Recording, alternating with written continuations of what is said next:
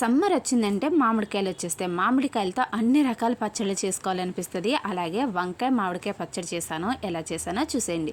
ముందుగా స్టవ్ వెలిగించి కడాయి పెట్టుకుని పల్లీల్ని డ్రై రోస్ట్ చేసుకుందాం. కొద్ది వేగాక ఆయిల్ వేసుకుని పచ్చిమిర్చి, కారంకి సరిపడగా ఎండుమిర్చి, పచ్చిమిర్చి ఫ్రై చేసి మిక్సీ గిన్నెలో తీసేసుకుని ఇప్పుడు ఇందులోనే వంకాయ, ఒక టమాటో కట్ చేసుకున్న ముక్కలు, మామిడికాయ ముక్కలు, రుచికి సరిపడగా ఉప్పు వేసి మూత పెట్టి మగ్గ పెట్టుకుందాం. ఇవి మగ్గే లోపల పల్లీలు ఇంకా పచ్చిమిర్చి, ఎండుమిర్చిని మిక్సీ పట్టేసుకుందాం. అలాగే వంకాయ, టమాటో, మామిడికాయ కూడా మగ్గి చల్లారాక ఇది కూడా కచ్చాపచ్చాగా మిక్సీ పట్టేసుకుందాం. రోట్లో అయితే ఇంకా బాగుంటుంది. రోల్ లేదు కాబట్టి మిక్సీ పట్టేశాను.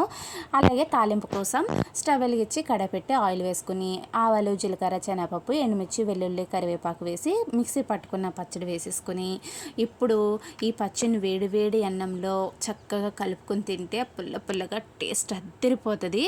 మరి ఈ వంకాయ మామిడికాయ పచ్చడి నచ్చితే ఒక లైక్ కొట్టేయండి.